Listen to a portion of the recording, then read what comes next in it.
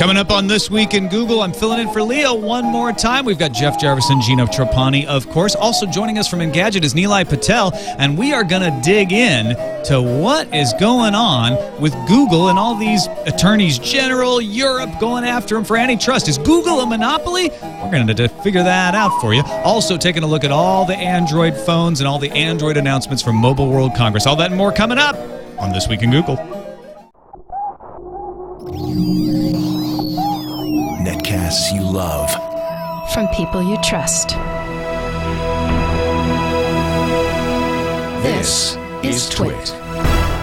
Bandwidth for This Week in Google is provided by Cachefly. CACHEFLY.com. This is Twig, This Week in Google, episode 82, recorded February 16th, 2011. 3D phones. They come with an aspirin now.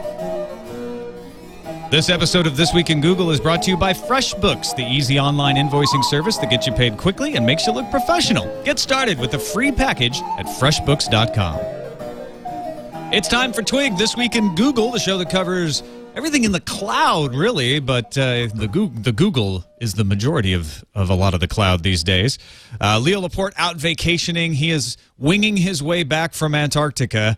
Actually, he's not winging; he's on a boat. But he's floating his way back. He's water winging his way back. He's water winging. He's swimming with water wings, so it'll take him a while. But he will be back for next week's This Week in Google. Tom Merritt here, glad to be filling in for him. Joining us as always, glad to have Gina Trapani. One of the treats of being able to do Twig in Leo's absence was being able to host a show with Gina and Jeff. Gina Trapani from smarterware.org.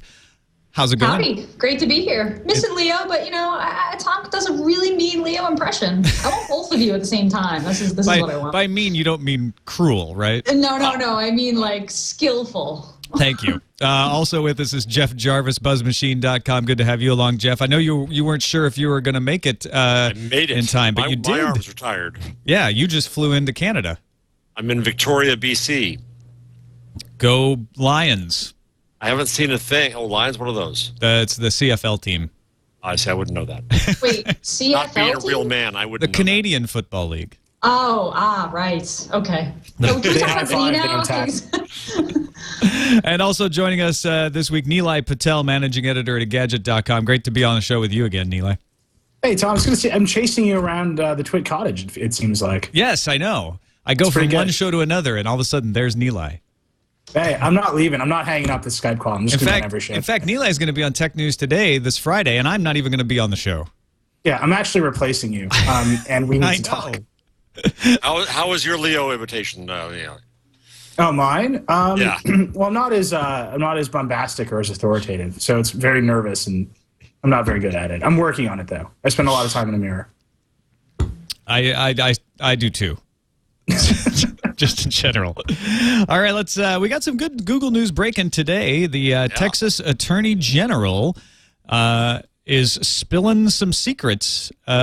He's asked for, well, he wants to spill some secrets. He's asked for a list that is 13 pages long. I guess this list was actually asked for last summer, so we don't know whether Google has complied or not, but it includes 39 different requests for documents ranging from those setting forth Google's policies for calculating AdWords prices to what they think of their competitors.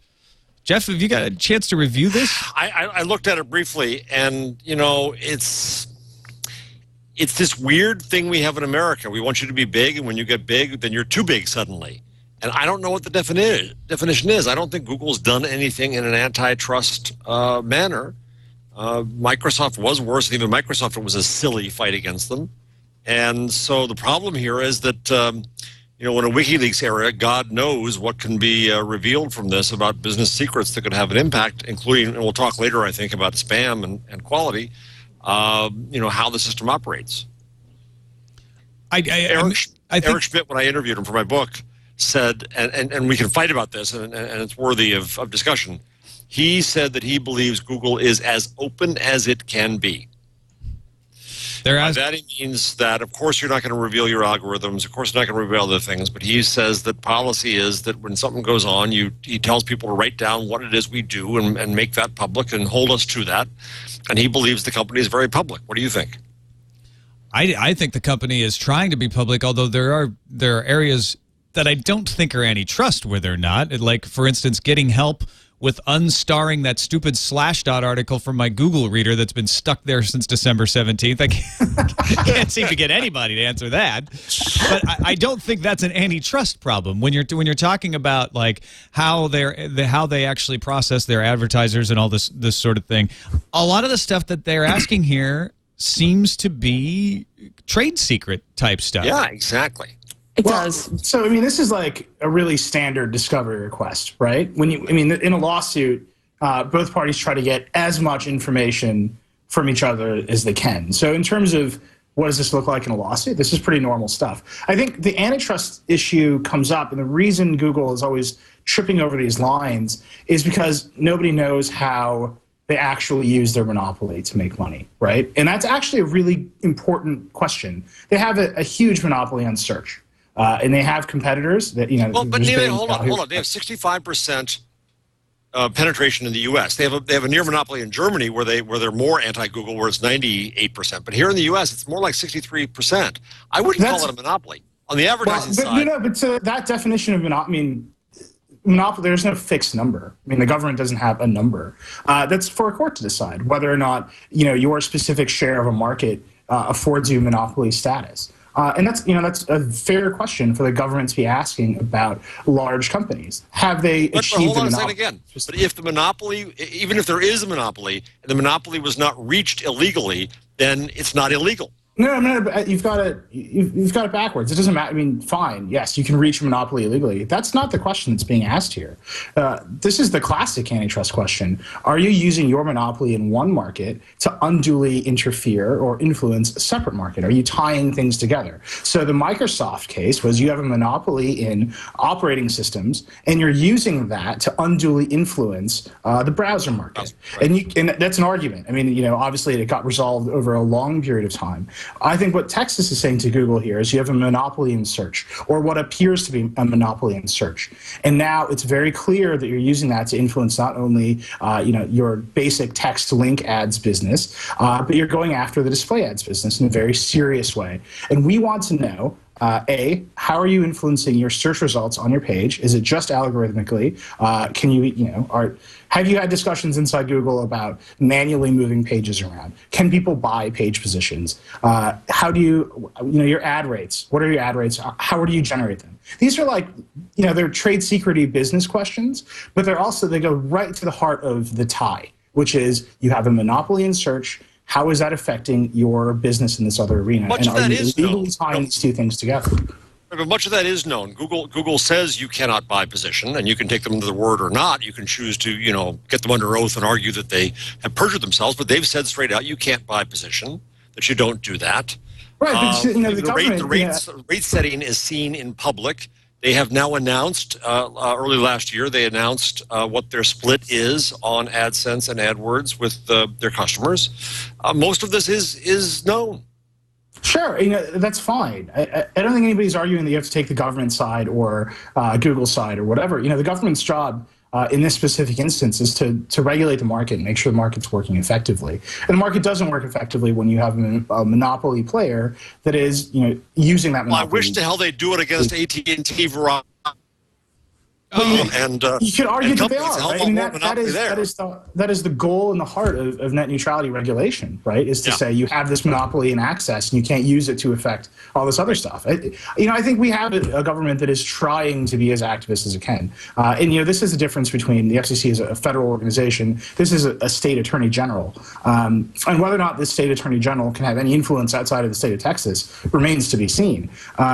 But in terms of like this discovery request and this narrow thing, we want to know how your company works and what you're doing with your monopoly. This is pretty standard business. I mean, this is one of those like moments where my fiance and I are both attorneys, and we laugh about how people freak out at discovery requests. But discovery requests are supposed to be hugely broad. But they're so dramatic.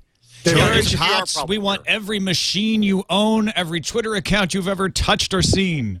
There's a PR but it's like it's a negotiation. You ask for everything, and the other side says to the judge, will go against them in the press, and that's the issue that I really have here. Not to become Google fanboy, but the role I play and do it.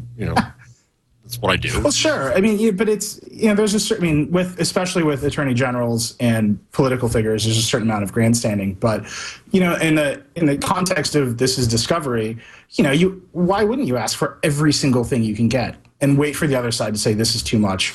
Judge, please make them back off. I mean, that's just the game. Yeah. The question they're after here is whether Google favors its own businesses and advertisers in results. That seems to be, there's a few other questions, but that seems to be one of the central questions. Gina, I always bring this up. I always bring this up when that comes up, is that I sat in meetings with Yahoo when they were number one. Oh, those were the days, my friend. We thought they'd never end. When Yahoo would proudly say, we throw our fire hose at things, right? AOL said the same thing. The New York Times votes its wine club. I mean, that's part of the advantage of being in business, is you do that, and Google does it less than others. It's the advantage of being in business when you run a curated homepage, right? So right now, I know when AOL's homepage links to an Engadget article because it shows up in our stats, and I can see it. And actually, it's funny, AOL, when that counter goes off and the homepage is pointing at us, it's actually marked in red because, that's bad traffic. It's not organic Engadget traffic. So we know, we're very aware of when we're pointing curated links at something. Google is supposed to be running a neutral business, right? I mean, the whole point of Google is that... But they don't have to, do they? They don't have to. They don't have to, but that's what they tell the consumers that they're doing. It reinvented that. Right. That's what they tell consumers they're doing. That's what they're not curating those search results, right? They're not doing it in a way that, I don't know, say Mahalo does it or whatever, right? They're not running a portal. They're running a search site. And your ranking in that search site has dramatic economic impact in business. Now, if they want to say, well, we're going to start curating search results and you can pay to be higher or lower, or this is how you game our algorithm, that's different. And I think that would be perfectly allowed. But right now to say, these are neutral search results and Google Health is at the top of the list, I think that's problematic. That's how, in WebMD is lower because we're competing against them. And so we're taking our monopoly in search to promote our other tangentially related business. I can't see how that's anything but problematic. Gina, do you think that's problematic if Google says that it's not doing this, but even if they did, do you think that would be an issue if they said, well, you know what, we're gonna put Google Maps up at the top because we run Google Maps and we believe in it? I mean, I think it depends on the situation. Generally, I do think that would be a bad thing for them to put them at the top of the search results, not the ads. At the same time, when I search for a business, I get their place page, right, which kind of it brings together a bunch of, the Google Map and reviews from various sites. So, they are kind of doing that a little bit, but they say that they don't favor their own properties, like in terms of ranking search results right now. And this is an interesting question, not to skip ahead in our list of stories, but given the JCPenney Google story that the New York Times ran recently, that JCPenney was showing up really high in search results, and that they were using sort of blackout SEO methods to do that, and they had, the spam team had kind of had flagged them for cheating kind of a few times before, but at one point in the article, the author mentions that JCPenney is one of Google's biggest advertisers, and is it possible that they treated them a little differently or not as harshly or not as quickly because of that? I don't think that Google is doing that. Well, I think we also have this big problem right now with Google quality of search, and I'm not sure, Matt Cutts, we discussed on last week's show, said that the search quality is better, but there's still a PR issue. Well, I just added to the rundown right before the show, if this is new, that Cutts just talked about a new Google Chrome plugin that lets you make your own blacklist of sites. Yes. Basically a content farm blacklist. So you can take demand media sites and cut them out of your personal search. And what's interesting about this, too, is what Google's going to do in this case is watch what gets blacklisted by individuals and see whether or not that is a good indicator of sites that they should affect differently. Clearly, there's no such thing as neutral search, right? We don't want neutral search. Neutral search would treat the spammer the same way it treats the New York Times. The search algorithm is going to try to give advantage to quality, and there's going to be some way to define quality. And the problem in commercial sites is that the SEO guys are galloping ahead, and Cutts is running as fast as he can. But, there's a perception, whether it's true or not, I have no idea. I don't have any facts or figures. There's a perception building in discussion online that Google's fallen behind the spammers and the content farms. Well, I don't want to. This is completely anecdotal, and I don't want to complain too much because I love Google and I love Google search. And I agree with you, Jeff. I think there's a perception that Google's falling behind, and I think the reality is that Google search is still pretty good. But I can tell you that a lot of times I will see content scrapers rank above Engadget in Google search, and all they've done is scrape our content. And that's maddening, and I don't know how to stop it. It's like I can call Google and be like, places higher. It's what I want to do. Well, they hate it. Google hates it too, right? That doesn't help anyone. Exactly. And so I think there's a need for kind of a D-Day here on this issue, or there's an opportunity for another business, for a competitor. That's what's that other new search engine that's trying to do it all Yahoo like with humans, which I don't think is going to scale or work. But there's an issue here. The spam problem is bad. And if you define spam broadly as those kinds of aggregators and as spam blogs and as content farms, then, we have a crap problem. The other problem there, this is very much a double-edged sword for Google, right? Because those content farms and demand sites and all that stuff, a lot of them make money on Google like ads, right? You bet. And so Google is the one who's serving them the money by incentivizing them to game SEO, to game PageRank, to do all those things. I think Google needs to fight this battle on two fronts, right? First, they need to obviously improve their algorithm and figure out how to weed out scraped content, demand content from actual curated premium content. And second, they need to stop essentially paying the bad content to be produced. You know what? That's a really good point. That's a philosophical question for them at this point. Right. Well, it's also kind of a meter question, right? Because I used to consult for About.com, and About.com is pretty darn good, owned by the New York Times company.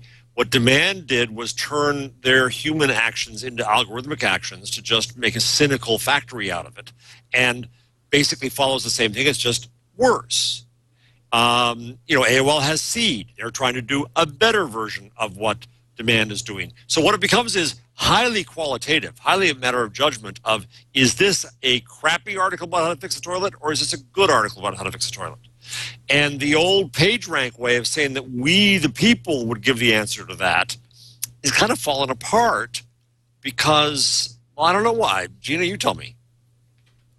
Well, because you have, in the JCPenney case, you have black hat SEO places paying, people who want to make a little extra money to put these links, dresses linking to JCPenney. You know what I mean? These aren't humans making web pages linking to these sites in good faith, right? I mean, there's several different ways to game the algorithm. We don't know all of them because we don't really know the algorithm, which is part of the reason why the algorithm needs to be a secret and can't be transparent, right? Because it would just make it easier for people to game it. But it is a little bit like a snake eating its own tail, right? It's like you want to run the links in your site to make the money from the Google ads, but then that messes up PageRank, and then it's just people linking to crappy articles to raise their rank and make money. But then everybody. So what would you do? What would you do about it? What are the creative solutions? If this idea of crowdsourcing the bad sites is somewhat interesting, but I don't think it scales very well. What's the creative solution for the creative solution company to do? I mean, you need a better algorithm. They just have to keep doing what they're doing, which is to make the algorithm better. I mean, I think when you look at these sites that just link to places, are getting paid to link to places, these link trading deals, it's very obvious to humans that these sites are, basically blank pages with nonsense content with just links. I think that Google needs to figure out ways, and Matt's working on this, and the Google team's working on this, figure out how to determine how to rank those sites lower and detect that activity. And it's an arms race, though. I don't think there's a one, silver bullet solution. Yeah. And there have been a lot of articles posted recently saying that Google is actually better at blocking these things than they used to be, or anybody used to be. It's just that we've gotten so comfortable with getting good results that when we do get the bad results, we get angrier than we used to. Right. And it is still possible to game them. This is not safe for work, folks, but the Rick Santorum problem, have you followed that? You're talking about the alternate definition? Yes, exactly. Yes. That's been around for a while. It's good old Google bombing, and Google bombing still works, which I think is funny, but probably a problem for Google. Well, yeah, as long as Google bombing works, there's something wrong with the algorithm. It shouldn't work, right? It's like a test case. And Google bombing and link farms are not the only problems they face. Business Week Bloomberg Business Week. Do we call them Bloomberg Business Week every time? I don't know. Every time I link out to them, I end up writing both, and I feel very. I still call it the Pan Am Building in New York, so screw them. All right. So whatever they're called, have a report that Google has cut in half malicious software affecting users of its search engine, driving out the hackers like cockroaches into the neighboring buildings. They're apparently going to Bing and Yahoo and Twitter. I love the visual on that. Hackers targeted Google 38% of the time as of December 31st. That according to a report to be released later this month by Barracuda Networks. Google accounted for 69% of the attacks in a sample conducted around June, so that's a big decline. Are we going to see the same sort of reaction of, well, it's gone from 69 to 39, but there's still that 39%. It's unsafe to use Google. We don't see that reaction. It seems to be all the angers against content farms. Sorry, I'm just catching up here on the story. I hadn't actually seen it. This is like a crazy problem for Google to have. Is that not only do they have bad search results in their or bad results in their search, but they have malware in their search.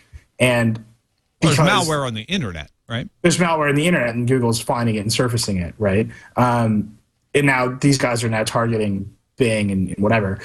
All this points to is the fact that every search engine has an algorithm. And apparently every search, they all need to be talking to each other on ways to weed out the crap from their algorithms. And I don't think it's beyond like a competitive situation where Bing is trying to surface. Is that an antitrust issue? Or is that a necessary good for the whole kind of collaboration that can occur? Is there a search good guys?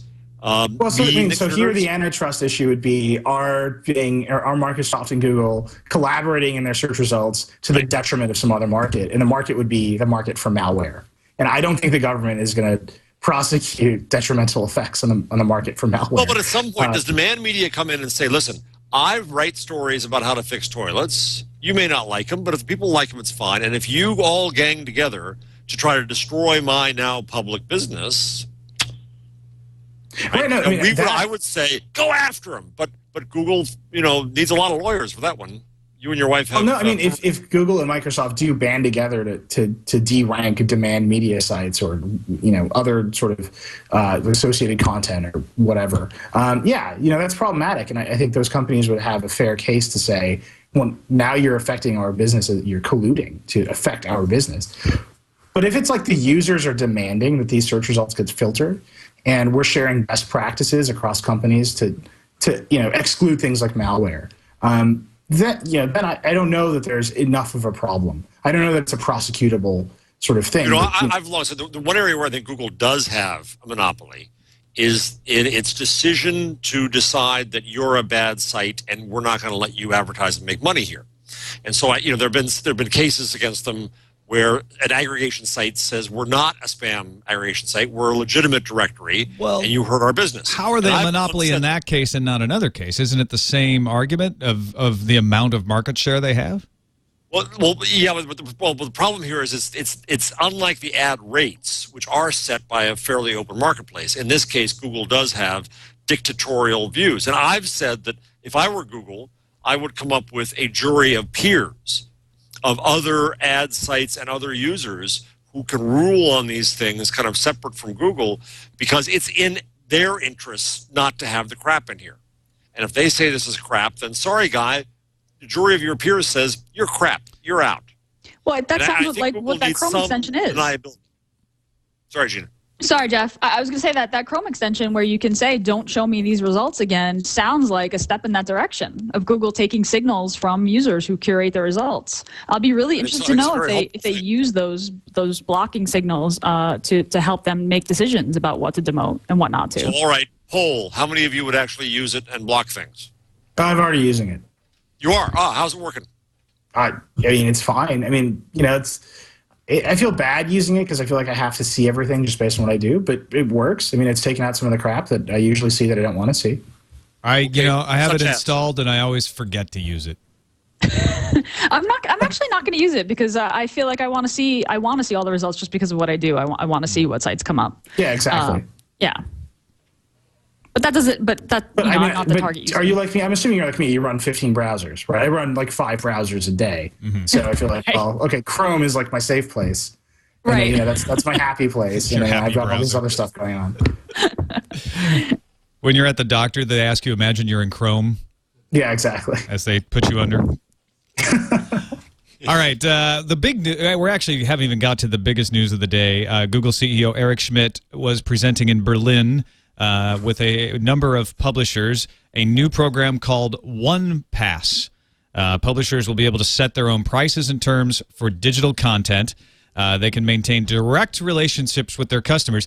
Anybody who's heard about Apple's publishing system probably can tell where this is directed at.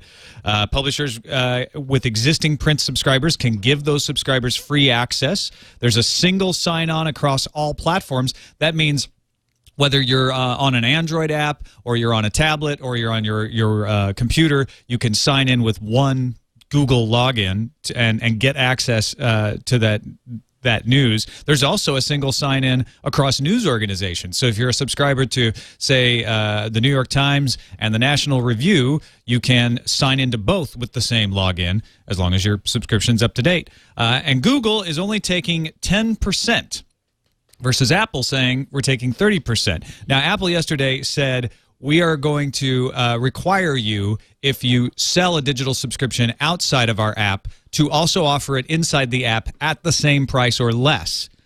Google says today... Where Apple takes the 30%. Right, and Apple takes 30%. Google today says OnePass also offers payments in mobile apps in instances where the mobile OS terms permit transactions to take place outside of the app market.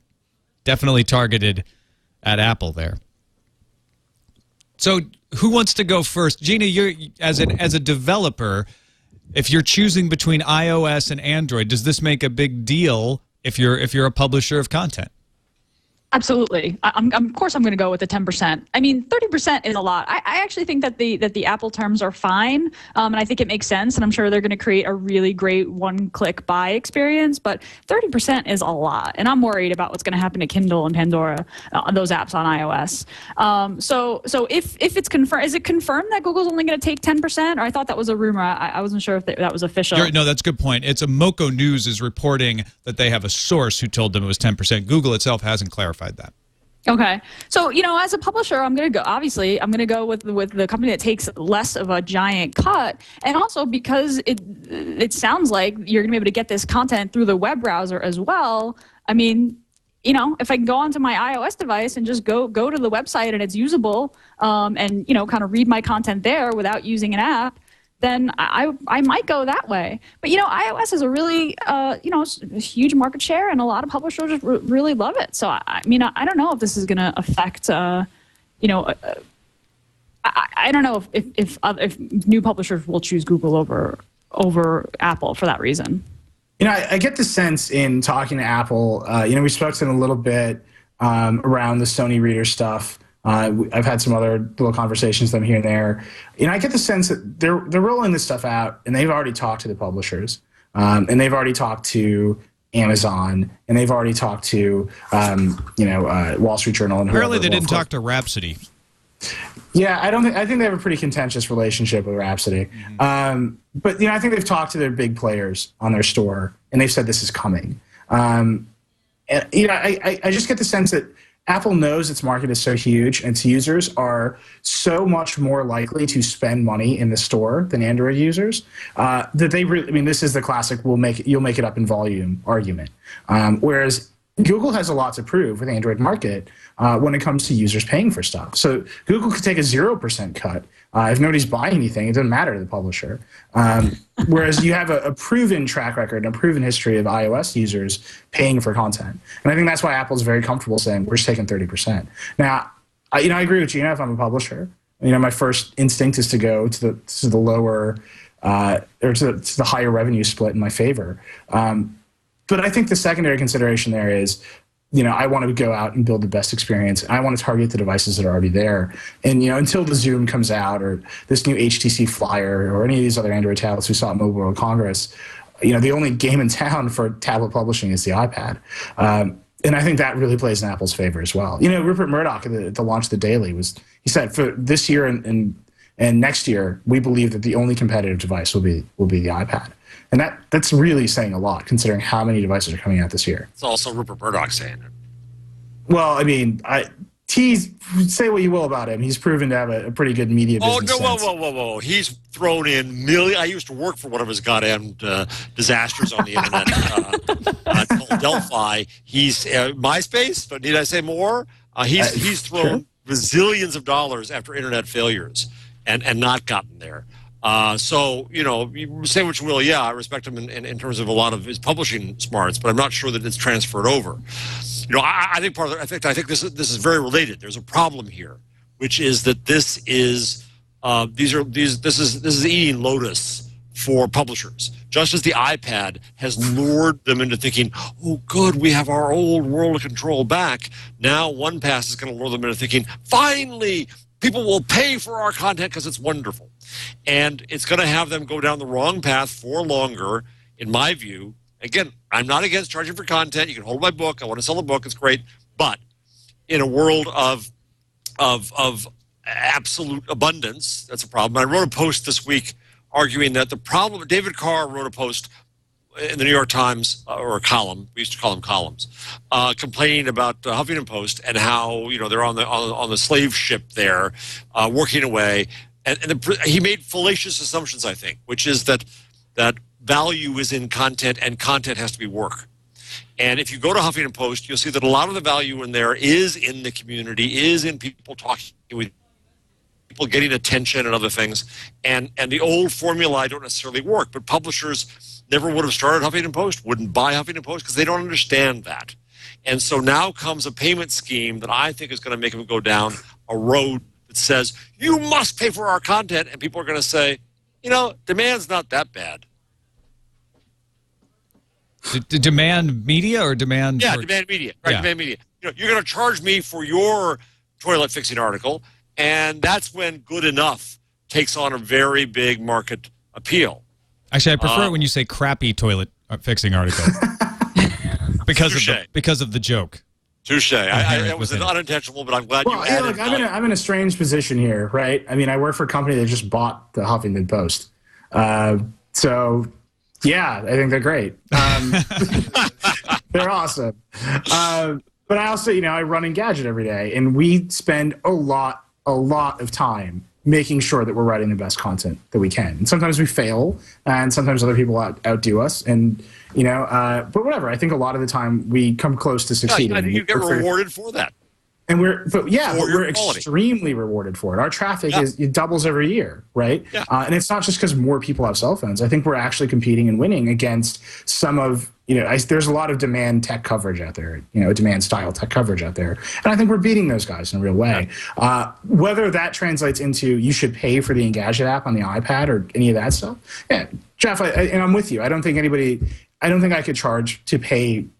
For Engadget's core content. I've often thought that we could charge for some other premium content, like additional value adds on top of the site. Here's the problem. That's sort of stuff OnePass will enable as well. Well, what's going to happen is an old-style publisher is going to come along and say, aha, now I can charge for, the San Jose Mercury News can suddenly just say, we're going to charge for our tech coverage. Well, it hasn't been worth anything for 10 years. And they're going to think that's their salvation. And rather than learning how to do content in new ways and add value in new ways and the values of curation and the things that you do, I'm afraid, and we'll see, but I'll just bet you we're going to hear a whole chorus of saying, God bless Google. Now Google doing this, I think, is potentially, and I've felt this for a while, there's a soupçon of cynicism here that is, publishers all hate us. This is our way to brown nose them. They felt trapped by Apple. We're not going to make any money on this. So what the heck? 10%, 15%, 5%? Who cares? There's no money here. So this is Google saying we're going to make nice with publishers and make them happy with us.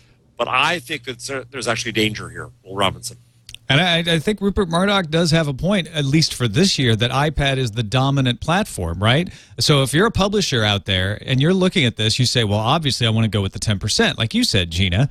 But right now, 80% plus of the people who are going to read my stuff, at least on tablets, which is the preferred form factor for reading this stuff, are on iPad. So I'm going to develop for both. Browsers there. Right. They're on browsers there. That the numbers have been very hard on that it's browsers. And again, look at the numbers for the paid apps. Wired from 33,000 down to 28,000. Glamour 2,800 down 20% a month. Even as the penetration is hockey sticking.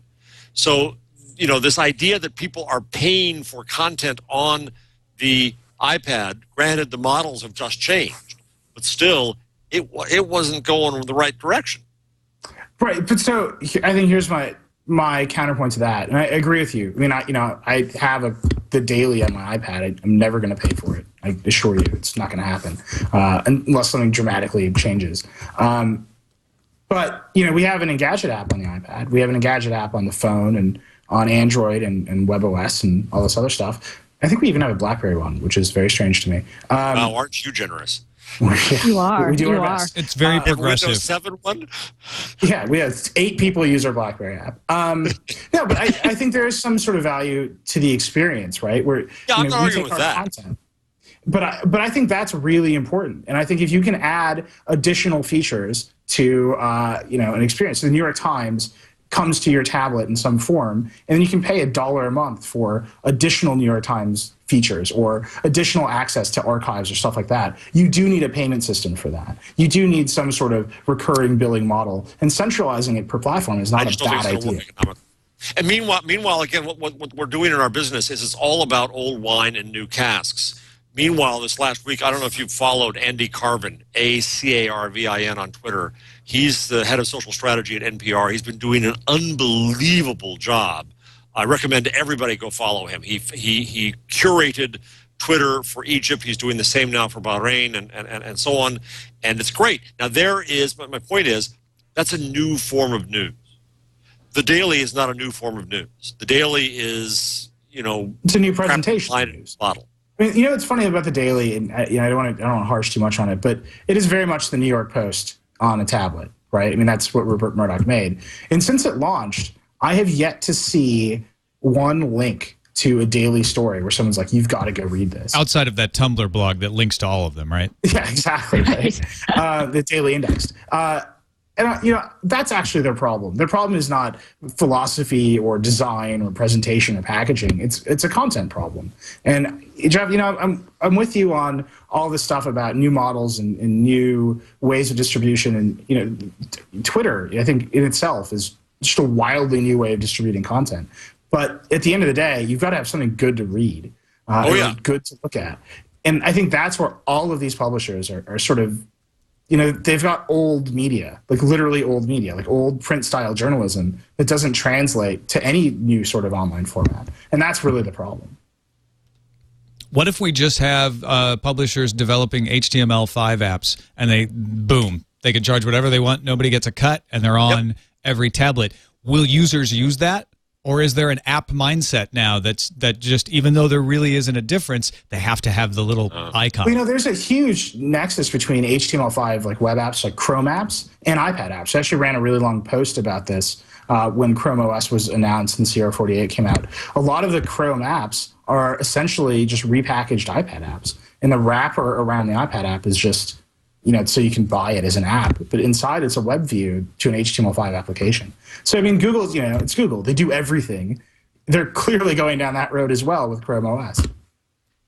Gina, what do you think? Do you think that people will go for web apps if the industry did go there, which is not where it's going right now, but...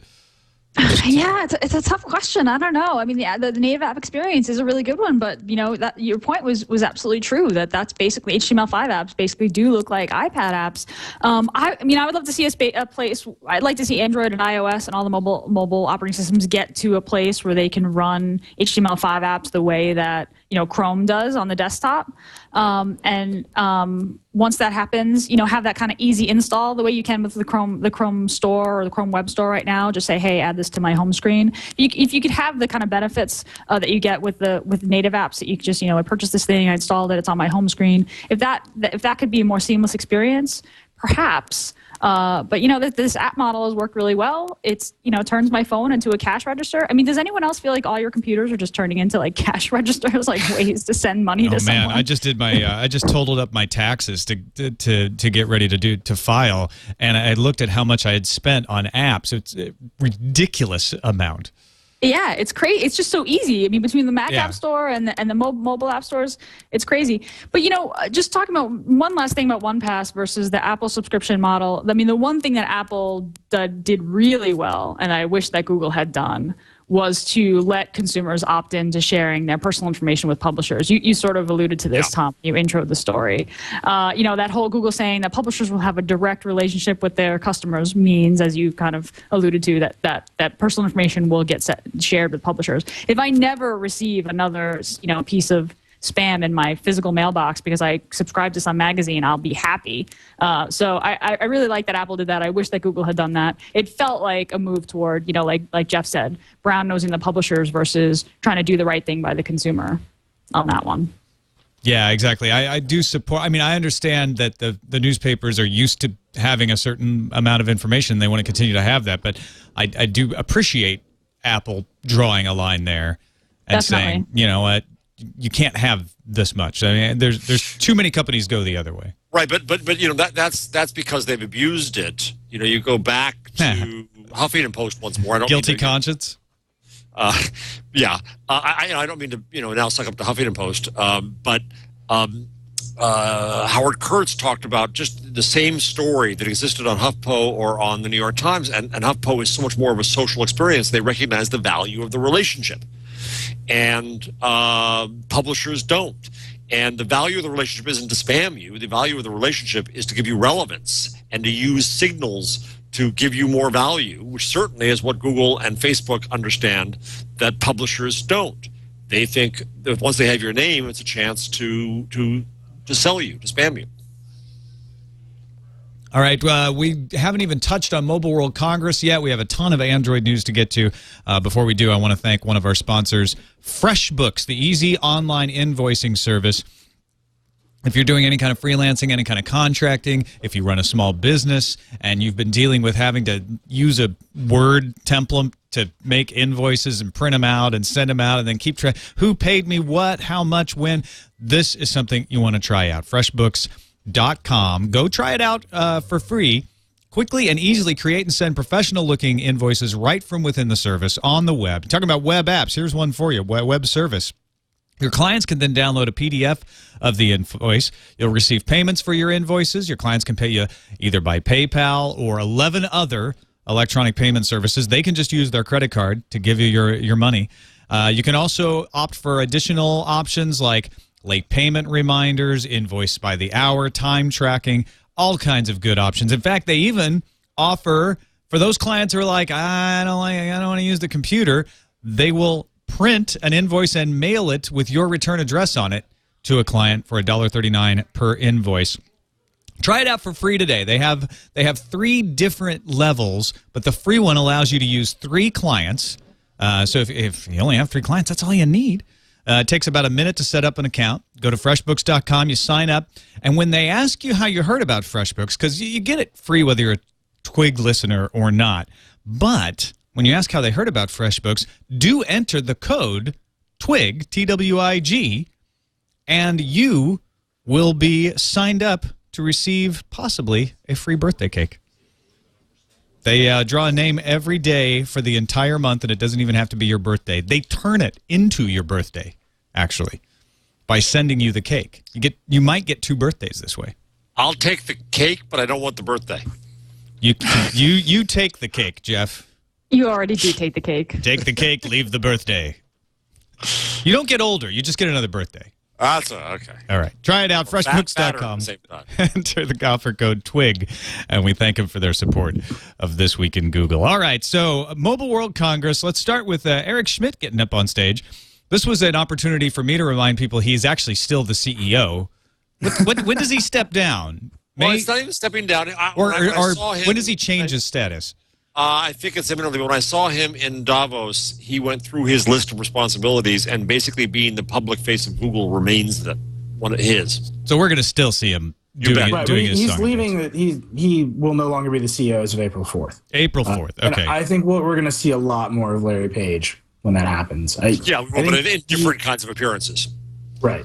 Meanwhile, Google did have a keynote at Mobile World Congress, and I'm curious what you all think of these things. Google showed off a movie studio for tablet, video editing app. Eric Schmidt mentioned that they were trying to get Nokia to use Android, and they're still open to the idea. And the rest of it was stuff that I'd heard before. Gina, did you hear anything new here? We were joking that Eric Schmidt has the science of delivering an extremely boring keynote, like perfectly mastered. He's the unjobs. Like he knows exactly what to do to make us sleepy.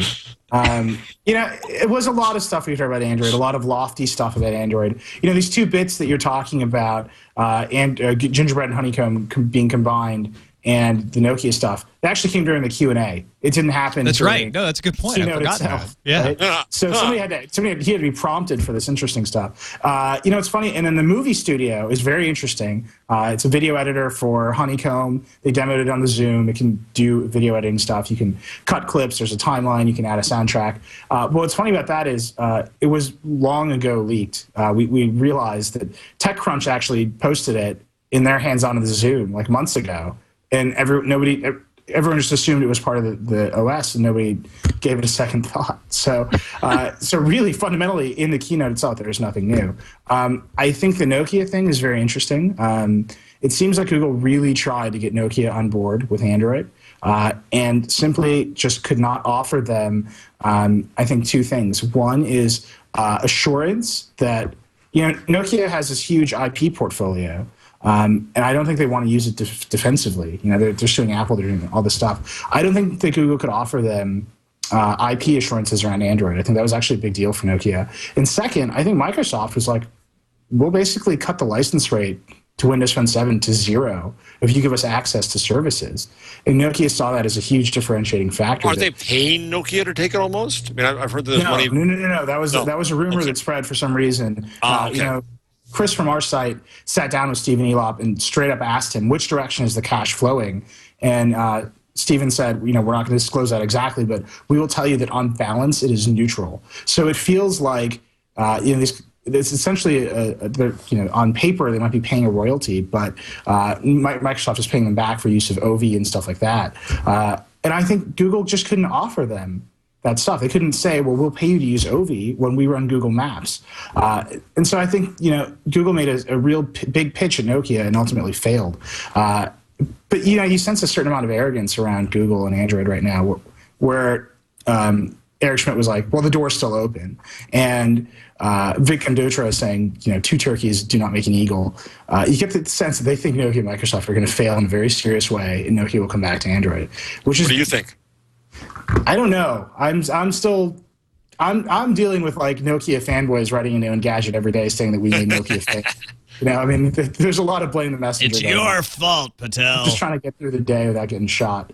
But no, I do think it's... Wait. There are Nokia fanboys? Oh, yeah. Oh, my God. You don't say something mean about Nokia right now, Jeff. You'll be introduced to them. Did. Yeah, no, I mean, on the scale of fanboys, right. I think it's great. It's like the circle of fanboy hate for me. Everybody accuses me of hating their thing and loving the next thing.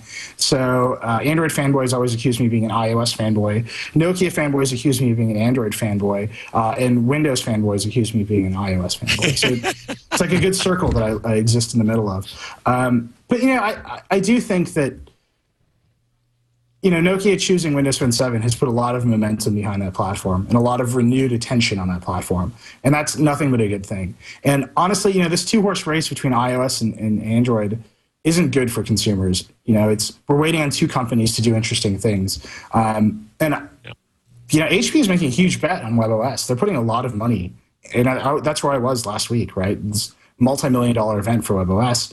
I think it's good for everybody that there are all these huge companies doing what they do best or trying to do what they do best to push the market forward. And so whether or not Nokia and Microsoft succeed, that obviously remains to be seen. Two huge companies that do not have a track record in this space over the recent period.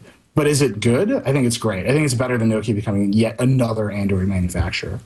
Well, and every popular announced phone at Mobile World Congress this weekend, all the press events started on Sunday, finished up yesterday. Every one of them was Android. Yep. I mean, it's dominated the show without question, except for this Nokia announcement, which has been on the tip of everybody's tongue. So, and really crazy announcements too, right? Like the PlayStation phone officially announced, and PlayStation gaming is happening on Android. Can you imagine that from Sony? Like that is mind-blowing for Sony to be doing something like that. You can see Google's changed the market in that way, but I don't think it's good for every manufacturer and for Microsoft to be like, screw it, we're getting a Windows phone, we'll make Android from now on. I don't think that's good, because then you really only have one open system, right? And if the only open system is Android, there's no competition between hardware makers, there's no competition between sort of middleware vendors and stuff like that you need to have a universally good consumer experience. There's just Apple and it's one device, and Android and everything else. Didn't this devalue the value? You make money otherwise. There's a number somewhere in the run we'll make from each Android user. The operating system itself is now worthless. $9.85 per year in 2012 is the estimate. Which ain't bad. And they'll only make it better. And so what's interesting to me is how an operating system becomes valueless. It becomes a door to other value. Right, it's a platform. Yep. Go ahead, Gina. Which is, when you look back at the Microsoft days, and you see how much that world has changed, I think we're at an interesting point. Gina, do you think what do you make of the statement that Android is going to combine gingerbread and honeycomb and start arriving on a 6-month cycle? I think a lot of people thought they were going to go 2 tracks, and he basically said, no, we're going to keep it on one release that will be useful on both platforms. I'm pretty happy about that. That was definitely the announcement that was most interesting to me. Happy to hear that there's going to be a 6-month cycle. That's good, because it seems like the Android releases happen fast and furious, and it's so hard to keep track of what phones run what. I actually thought that Honeycomb was going to run on both phones and tablets, but so there is going to be that sort of temporary divergence. We're not really sure for how long. It sounds like it'll be a year, right? So like if Honeycomb and Gingerbread come out, well, Gingerbread is already out. Yeah. I would like to see a clearer timetable. I would like more clarity about this. But it's nice to hear that they're going to merge them together in ice cream sandwich or whatever it's going to be, ice cream sundae. This goes right to Jeff's point, right? That the operating system to Google is worthless. What is worthwhile to Google is people looking at ads. And that's, I think, why you have such chaos in their timeline. That you have Gingerbread, which is out, but no one phone that runs it. And phones upcoming that may run it but are skinned. You have phones coming out right now with 2.1 in them, not even 2.2. You have the Galaxy S phones in the States that have yet to be updated to 2.2. They're huge sellers, but they don't have even the second to last version of Android on them. And now you're going to have these tablets. And the most interesting tablet at MWC was the Flyer, the HTC Flyer that has the N-Trig touchscreen that supports pen input, and that's running 2.2. So you're all over the place if you're Google, and it actually behooves you to try to combine everything and make everything work together. But their big problem is that the manufacturers aren't running stock Android.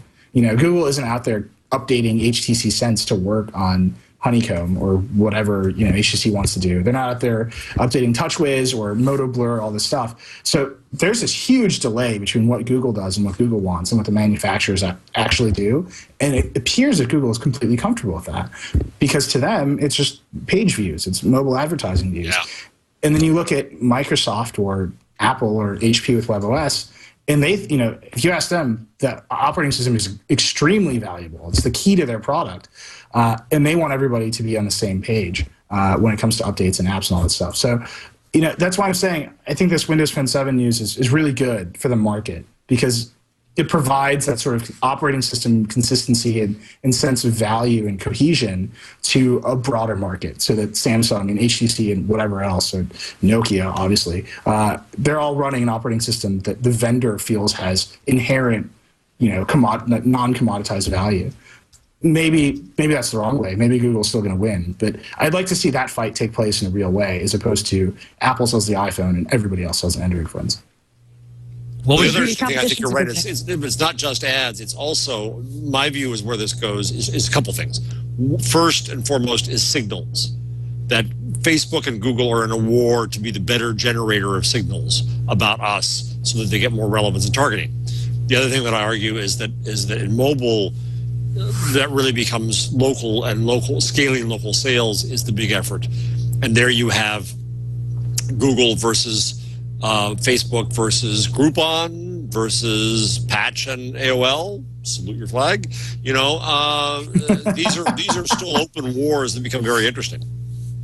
Well, I'm launching the local tech news site on Patch tomorrow, so that'll be really? Great. No, absolutely not. I wouldn't put it past. That would be no. Are you launching the geeky Huffington Post sooner after that? Yeah, the Huffington Post Tech. That's actually we're taking a gadget down, and we're just going to roll that in. It's gonna be Oh, sorry, the wonders! A little too jaded. I should probably stop talking. Of internal politics. What? Before we get Nilay fired, what was your favorite Android phone that you saw coming out of Mobile World Congress? Jeff, start with you. I haven't seen enough of them, so I don't know. I'm glad that we're seeing more tablets. I think that I'm a fan of my Galaxy Tab. I don't really want a 10-inch, but I'm glad that Samsung's staying in the tab business. And I'm just interested to see more tab choices coming out. You're not excited about 3D? No. I actually have to admit, I'm a little excited about glassesless 3D on the LG phone. I think it's mostly a gimmick, but I'm curious. I'm actually curious to pick that thing up and play with it and see if it wows me in some way. I feel a headache coming on. But it's lenticular. I mean, and comes with Excedrin. It is a great word. It's a really excellent word. Have you used the Nintendo 3DS yet? Yeah. That thing gave me at the demo day. That thing gave me a headache. Did it really? See, now that's why I'm positive about the LG is because the 3DS actually didn't bother me. I didn't think it was a very crisp 3D, or at least not as crisp as I wanted it to be. But it didn't give me a headache. Well, I think that part of it with the 3DS is that I used like 50 different demo units in 20 minutes to play games.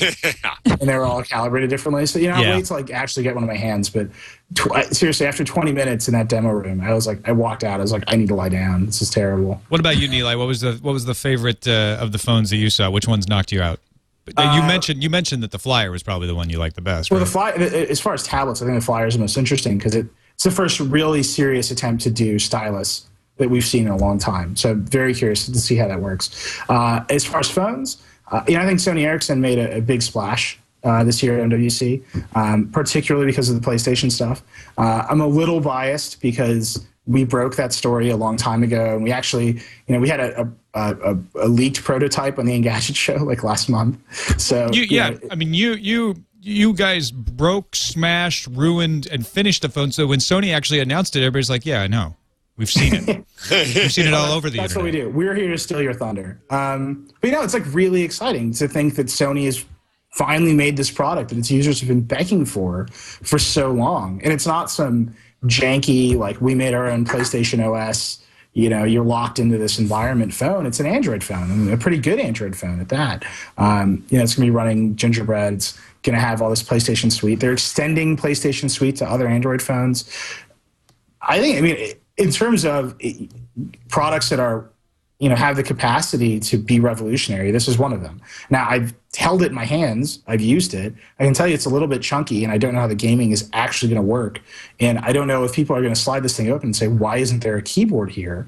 But I think there's a huge segment of the market that's going to be like, well, I loved playing PS1 games, and now I can do that on this phone that has controls. And that's going to, I don't think you can discount that market. So I got to say, in terms of phones, it's definitely the PlayStation phone, or the Xperia Play. I guess it's the real name. Gina, what about you? Is one of these stick out as something that caught your eye? I'll be really honest. I'm a terrible gadget reviewer, and all of these they all sort of run together. And I haven't been able to play with any of them yet. I'm still using my Nexus One and hoping that the OTA Gingerbread update's going to come sometime this week, which there's a rumor that it is going to be this week. And I'm also kind of more on a market for tablets, so I'm excited about the Flyer, though not excited that it's not running Honeycomb.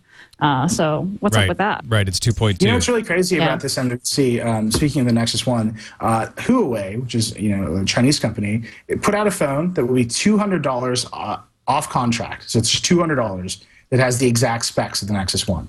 Just over the course of a year, Nexus 1 was last CS, over the course of a year, price pressure, supplier pressure has brought the highest end specs down to $200 off contract, which is just wild. And I think that curve is only going to accelerate. Well, we had the report, about 3 weeks phones with no commitment at $75, which is you get to the point of world changing. You get to the point of the next billion people coming on with smartphones and the internet, and that gets really exciting. Mm-hmm. We also just got word today from Motorola CEO Sanjay Jha that the Motorola Zoom will be $799 unsubsidized for the 3G version and $600 for the Wi-Fi. So the rumors are true.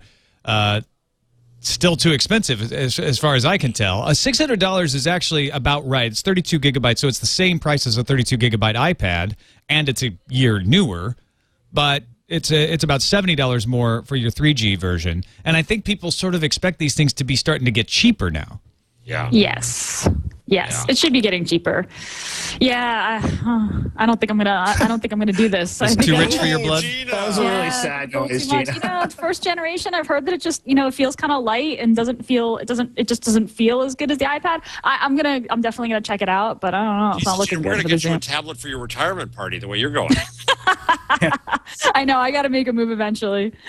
Well, the big question for Google is: are there going to be apps for this thing? The iPad launched and it had a fairly limited selection of apps, but those were the first modern tablet apps, and people went crazy for them and they bought them, and it's only grown, accelerated. Google's got to prove that the first wave of Android tablet apps can compete with what is now, I would say, the second or third generation of iPad apps. I don't know. I haven't seen anything, and I think that's actually the big problem. For $600, you're getting this new OS, you can do multitasking and widgets and all this stuff, but you need to have apps to multitask. You need to have functionality to the device that's beyond the built-in functionality, and those questions have not been answered at all. But in terms of sheer price, $600, yeah, and I'll buy that. But I buy everything, so I guess I'm not a good case. You're an atypical user. I'm addicted to my 7-inch size now. I do not want a 10-inch tablet. The ability to thumb type and carry it around my pocket. So it's the portability that you like, huh? I really do. I really love it. And, so I look at the Zoom. I saw it in Davos. And, so you get the video wall and Honeycomb. I haven't seen anything yet that screams at me that I have to have Honeycomb. In terms of the apps, things work pretty well. My New York Times app on this is very good. The Guardian on web is very good. I don't know that I miss it a lot. I'm not a gamer. So you're basically just running the browser on your Samsung, on your Galaxy Tab. No, look, there's a New York Times app for it that's very, very good. So how many apps do you have on that thing? Oh, I don't know. Not many, but I don't have on my phone either. I listen to Gina. I listen to Leo. I download all kinds of apps, and then I don't use them. Aww. Number of apps. I love you guys, but I don't Fair use enough. them all. Hey, just install what you use. Gina, how many apps would you say you have on your phone, and what's the proportion used weekly? I pretty aggressively uninstall apps that I don't use. So I probably have. I would say I have 8 apps that I use on a very regular basis. What about you guys? How many do you regularly use? I have 155 apps on my phone, which is probably ridiculous. Show off. I don't know. In terms of how many I use, I would say I use all the apps on the first 2 screens, like very regularly. So I guess that's 32? There's 16 on the screen. Right. So there's 32 apps I use like regularly, and then everything else is in folders I call up as I need. On my Android phones, I don't know. They all have different numbers of apps on them, but they're all pretty high. And then on my, on the tablet, on my iPad, there's whatever number of iPhone apps, and then all kinds of other crazy apps that I use on there. A lot of games. I just think, the Galaxy Tab, I love it. I love the size. I'm totally with you. That 7-inch size is great for a tablet. It's very much easier to travel with it. But Google hasn't shown that they're building Android tablet apps. Samsung is left with the Galaxy Tab at that size in a void. And now, there's a different screen resolution. There's a different OS. Samsung has sort of promised that they're going to bring Honeycomb to the Galaxy Tab. Don't know if it's really going to happen given their track record bringing other OS updates to their phones. This is a story that Google needs to make better. And this is I think the inherent weakness with Android is there aren't apps that people want to buy. There are apps that are ad supported, and now there's this tablet, and we just don't know what the this goes back to the paywall thing too. Neiman Lab, Neiman Journalism Lab, which is an excellent blog covering my wonky part of the world. I just saw a tweet from somebody I know arguing that the 1Pass is really aimed in great measure at the web. And so I think Google is putting more emphasis on the web than apps. That could be by accident or laziness or lack of strategy, or it could be on purpose. I don't know. Yeah, I think it's Google being one thing that they're very smart about, which is not working themselves into a corner and saying, you know what, we want this to be available in as many places as possible because we don't know where it will succeed the best.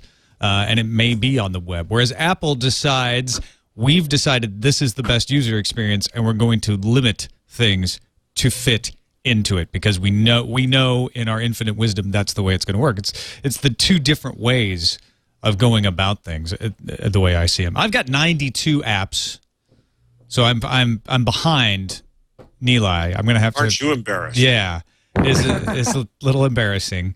And I don't know. I'd probably say I use about 8 or 9, not counting the browser and the iPod, those. But like of the ones you download, I'd say I probably use about 8 or 9. I like Gina's haiku method.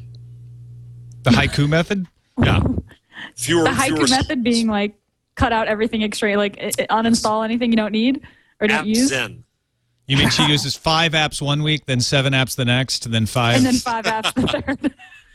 Can I throw out a plug for an app our readers developed? Sure. They're on both iOS and Android. We have Engadget podcast bingo apps. So our readers play bingo during the podcast. That's brilliant. We need that. We need to steal that ID. The Chipotle bingo app. Yeah, it'd be great. But yeah, so best apps on other platform, I have to say. These 2 reader developed apps. It was super funny because AOL Legal got wind of them and tried to shut them down at first. And I had to have like the most insane phone call ever, being like, I need you to pull back the cease and desist that you sent about the bingo app. Can you please retract the bingo cease and desist and give them a trademark license so they can use these apps? Nice. It was one of the more surreal phone calls I've ever had with this corporation. But they're great. The apps are there. They got licenses. Everything's fun. That's cool. At least they got the license. That's very great. Cool. All right. Again, we did hear from Steve Ballmer at Mobile World Congress, but they just talked about forthcoming updates to Windows Phone 7 and their deal with Nokia. That we didn't really hear about any new Windows phones, but we did hear about Facebook phones, but they're running Android. These are the HTC Salsa and the HTC Cha-Cha. And then, of course, at the end of last week, and also at Mobile World Congress, we heard about INQ's Cloud Q. And what was the? I can't see the name of the other one, but the Cloud Q has the QWERTY keyboard and the other one doesn't. And these are all phones that have Facebook integrated in. Now the INQ has Facebook right off the top. It is the interface. There's 4 buttons for Facebook across the top. Your news feed is the first thing you see when you go in. The Salsa and the Cha-Cha have a Facebook button. So when you're and it's also integrated throughout the Sense UI, but as you're using the phones, the Facebook button will start to flash when there's something that you could share. It's very nice to let you know. So the INQ phones, these are the 2nd generation of the INQ phones. And everyone seems to have missed the first generation. They had a generation that were Facebook integrated before this. Yes. Oh. No, so I missed that too. This is what INQ does. Facebook's making this mobile push. The INQ stuff is like, that's what they've done, and I think they're going to continue to do that. Those are like feature phones, and I think that's great for Facebook. I think they can't be dependent on people paying $30 a month for data. They need to somehow get around that, and doing feature phones that have Facebook functions is a great way for them to do that. The 2 HTC phones are just the craziest things I've ever seen. I mean, if you want to guarantee that your phone won't get Android updates, I think having HTC bake Facebook into the system and put a button on it that lights up when you're doing something that's Facebook compatible is maybe the single best way to guarantee that you will be locked on Android 2. Whatever for the rest of your life. Android 2.3 for the salsa and the cha-cha. Yeah, so that's it. That's the end of the road for you. No honeycomb, no 2.4. I mean, I can almost guarantee that people will be waiting on updates for those phones forever. Whether that's good or bad, it remains to be seen. Maybe people, all they want to do is press the Facebook button. But why don't you just run the Facebook app on those phones? I don't understand what the push is for Facebook to put a button and everything. You know, it reminds me of those buttons used to get. Jason Howell was actually mentioning this. Those buttons you used to get on your keyboard when you'd buy an HP or a Compaq back in the 90s, and it had a little mail. So if you want to email, you press the email button. Right. Well, better yet, that was going to be real estate that was sold. I have a couple applications. I have a museum of dead media technology in my office, and next to the QCat, I have this pad that's about this big. It's about the size of a Galaxy Tab, and it has buttons on it because typing in these URLs was going to be just way too hard for people. And so this was going to be really valuable to be hooked in your computer, and you just hit the Wall Street Journal button. And that was going to they were going to sell keycap space. Right, and then that is ridiculous. And you'd be you wouldn't be able to reprogram them yourself, right? That'd be too user friendly. Yeah, I don't know. This Facebook button thing is really gimmicky. I do think there is something to be said for integrating Facebook into a phone, but Nilay brings up a good point. Gina, does that obviate us from getting on the Android upgrade train? Is there a way these two who don't talk to each other and are in constant battle can cooperate? Yeah, I think the point is great that you probably will be locked into that version. That's probably the fastest way to stay locked in. Yeah, I mean, I think that Android's current. I mean, I guess I have to see these Facebook phones, Facebook integrated phones. But if you install Facebook on Android right now, the integration is pretty good. I mean, it's not front and center, but you merge your contacts. I can see my friends on Facebook. I can say take all my Facebook friends' phone numbers and put them into my contacts now. So there's some more integration. I never want a phone with a Facebook button on it, but maybe my 15-year-old nephew might. I don't know, but it does seem gimmicky though. Definitely, I would say that making the app and doing the software integration seems a lot smarter than adding. I mean, also it's called the HTC Cha-Cha. I mean, you right. No. And the salsa. No. Now, AT&T is going to bring these kinds of phones to the U.S., but it's not clear that they'll be the salsa and the Cha-Cha, so we may get even better names. Oh, no, it'll be the T-Mobile Cha-Cha 4G with Facebook. It's AT&T, so it'll be the AT&T, they're AT&T. Totally unintelligible name. Yeah, exactly. I'm reminded of the old Bobby Slayton joke that you cannot possibly order a patty melt and still sound masculine. Hey, hand me my cha-cha. Yeah. Salsa. Might as well call the where's my salsa? Salsa. Phone. Or the Chipotle phone, actually, with the Cha-Cha would work. Yeah, there you go. Exactly. It'll be the HTC Chipotle 4G on ATT. And there was also Gemalto is making a SIM card that has Facebook built into the SIM. They're making a big deal about this. And as far as I can tell, it's just integrating SMS features for feature phones. This is not a Facebook app. We looked at this. We didn't cover this. We looked at it. This is just. I mean, you can put dumb phone apps on SIM cards, and you've been able to forever. And this is just a tiny little bit of Facebook. I mean, they already have this. Yeah, they're just releasing it. So they're just marketing it. I mean, Facebook wants to be ubiquitous, and they want everybody to be constantly dumping in information on what they are, where they are, and what they're doing. Dumping into Facebook. Is the word. And they're going to try to do everything they can. Eventually, I know that Zuckerberg says they're not going to do a phone. Eventually, the incentive to actually do a phone and market a phone directly to their users is going to be too great for them. I mean, they can't stick around, waiting for HTC to put out the Cha-Cha and have that be their mobile strategy, forever. I think it's going to be, apps on all the platforms, the major platforms, and then they're going to do their own dumb phone. Yeah. And, it makes a lot of sense for them to partner with Verizon and do kind of what the Kin was supposed to do, where you have this dumb phone, it's Facebook integrated, and the data plan is, $8 a month. That makes perfect sense for them. And I would not be surprised to see them try to do something like that. All right, one more story before we get to tools and tips and numbers and such. MPEG LA is starting a patent group. This is nice for WebM, for VP8. So although Google has said it's patent unencumbered, if anyone does have a patent, they can go to MPEG LA and join up, and then they'll be able to license all these patents to Google in one go. Not to Google. Well, right? It wouldn't be to Google. It would be to people who. It would be to anybody who wants to use them. But then Google, you would think that maybe Google would want to buy this up so that they can continue to give it out patent unencumbered. Is that even possible? No, patents cover make, use, and sell. So they would have to be willing to sell. Google can't pay the license fees for everyone. Well, they could. It would be roundabout, right? So like. I don't know who would be using VP. So Mozilla would want to use VP8, and Google would pay for them. But Google couldn't pay and then transfer that license. I'm thinking Mozilla. about like when you go over the toll bridge and you pay for the toll for the guy behind you.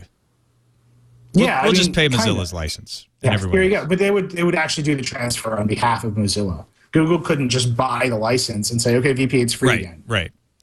Do you think that? Really long. Yeah. I was going to say, do you think that MPEG LA is doing this because they know people who are ready to join? I've been writing this really long post on this, and it's taken me way too long to do it, and that's my fault. But I think there's two things here. I think this is both good for VP8 and bad. It's bad because it's supposed to be patent unencumbered. Google wants it to be free. Mozilla's fully behind it because they don't have to pay any fees. All this stuff, and then it's bad that all of a sudden MPEG LA is making a patent pool. On the flip side of that, video encoding is hard. I think I've said this maybe on this show in the past. Video encoding is really hard. And the idea that you can create a codec that is not impacted by any video encoding patent ever is virtually nil. So there's a lot of uncertainty about the liability that VP8 creates when you use it. And that uncertainty is going to prevent people from using it. It's going to prevent wide adoption. That's why H.264 has been widely adopted, because it's certain. You say, I'm going to pay the money, and now I'm protected from patent liability because I have licenses to all the essential patents. So this is what MPEG LA does, right? They provide you with protection, it's a protection racket, right, from patent liability. They pool the patents. They say you could buy a license, and now you're good to go. And so on that, the flip side of it is if they do put together a comprehensive patent pool and they say, well, this is what it takes to use VP8, I think you'll see broader adoption. People, companies will be able to say, I pay X amount of dollars, I can support this codec, and I'm not worried about it. And unless and until Google says, we will indemnify every user of VP8 against patent liability, this is the only way to protect yourself. And I don't see Google rushing to protect everybody from patent liability. So it's a really, there's two sides of this coin. It's bad for freedom, but it's good in market reality, which is you want people to use this codec.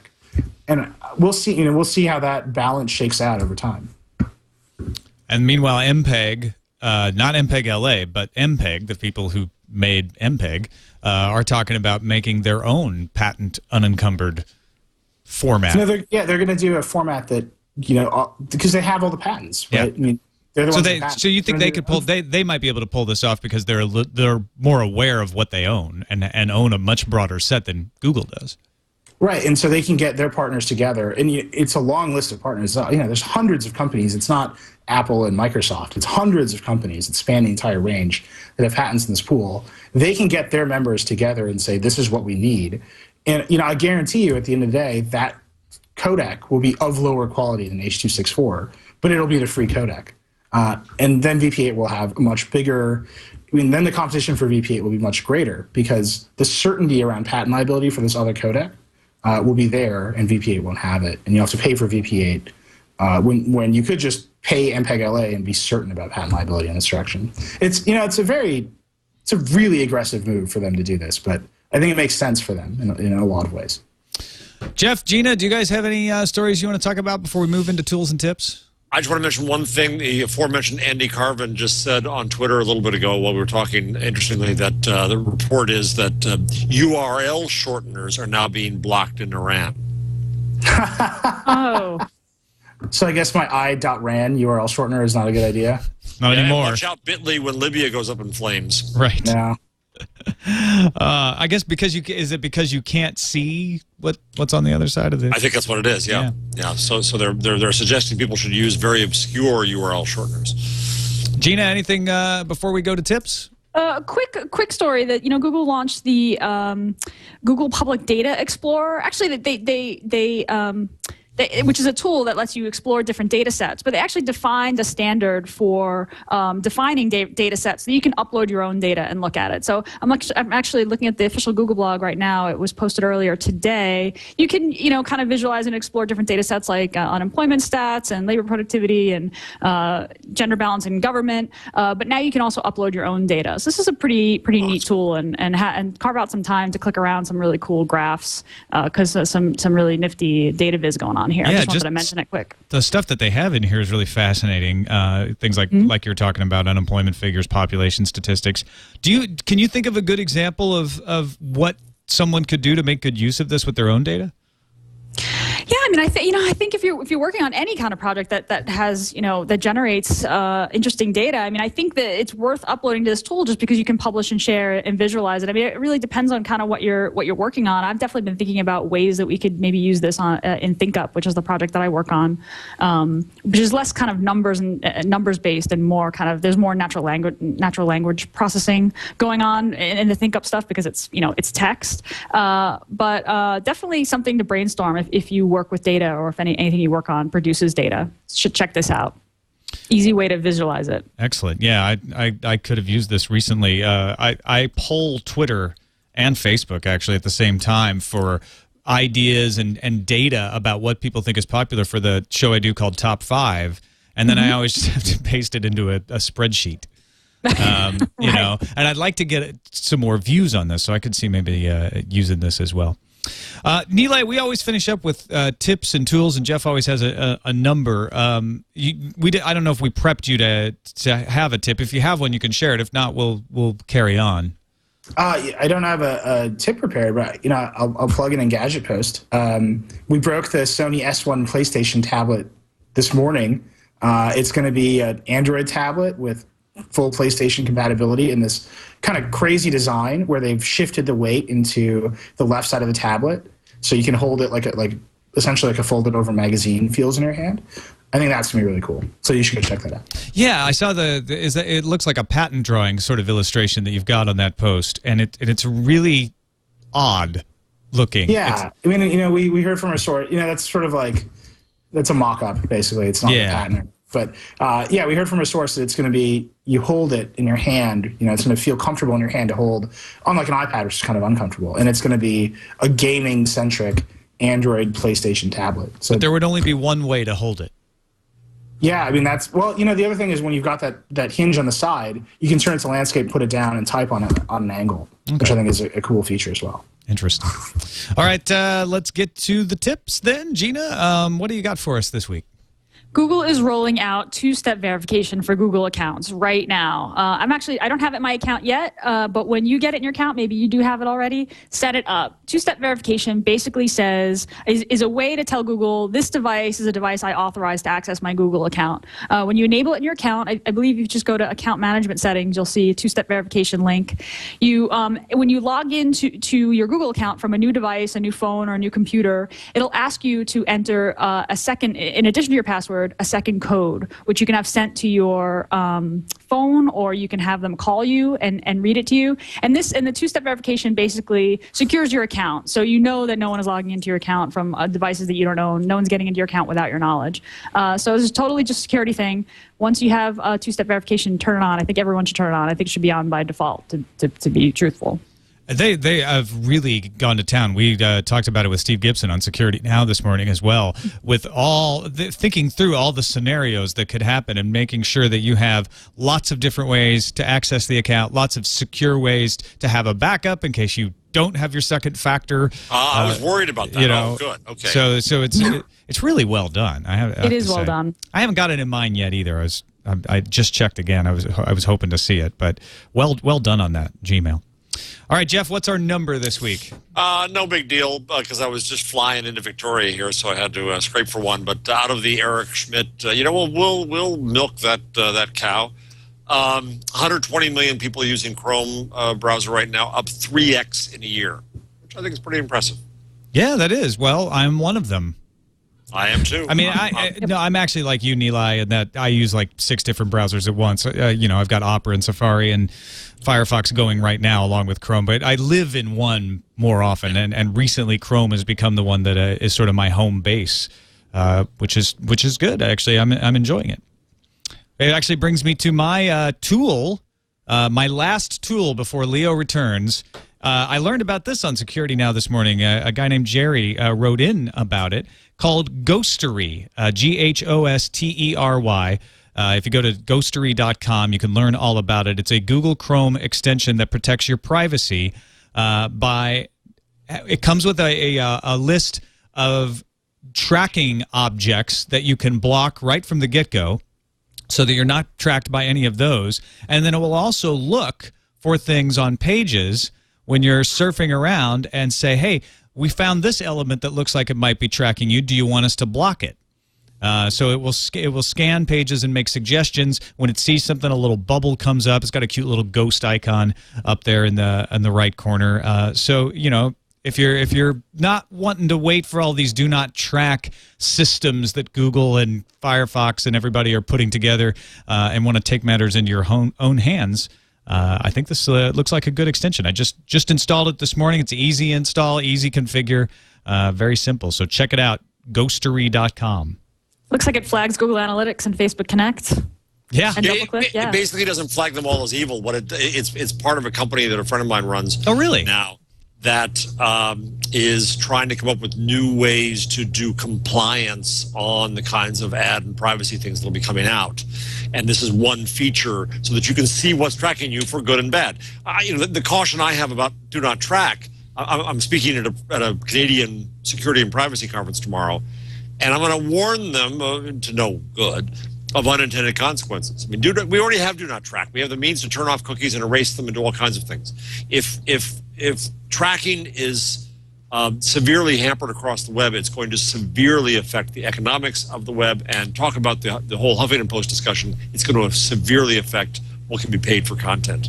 So beware the unintended consequences, my friend. When you reduce your value to good sites like the New York Times, you reduce what they can make and how they can pay for this. I think that's a really good point, and that's one of the reasons I like this add-on is it lets me see and take control over it rather than some blanket, I'm going to stop everything from happening.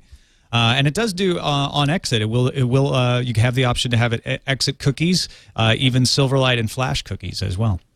So nice. Good stuff. And a good caveat there, Jeff. Absolutely. Not all tracking is bad. You just need to be able to know who's tracking you and why and get to choose. More transparency is good. Yep. Tracking is not necessarily bad. Same with content farm. This was good content today. This was a good content farm.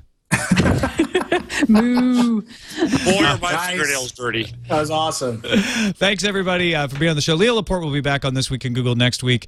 Jeff Jarvis, anything else to add before we get out of here? I'm trying to find a Chipotle in Canada. I'm told they exist. Wow. Okay. The great Canadian Chipotle hut continues for Jeff Jarvis from BuzzMachine.com. Gina Trapani, I can't let you get out of here without telling you once again how much I love ThinkUp. I am looking at my graphs right now by the week, by the month, follower accounts. I love the most retweeted, the chatterboxes and deadbeat sort of follower categorizations. Great stuff over there. Awesome. Thank you. Thank you so much for using it. ThinkUpApp.com. That's my little plug. All right. And Nilay Patel, always great to have you share your wisdom. I can't wait to see your post that you're writing up on MPEG LA. Oh, yeah, it'll be good. It'll be on HuffingtonPostTech.com later this week. He's kidding, people. It's going to be on Engadget. Like all of this stuff. It's good stuff. Follow Nilay, and you will learn more about how technology works, the innards of it at Engadget.com. Thanks, everybody. Like I said, Leo's back next week. That's it for This Week in Google.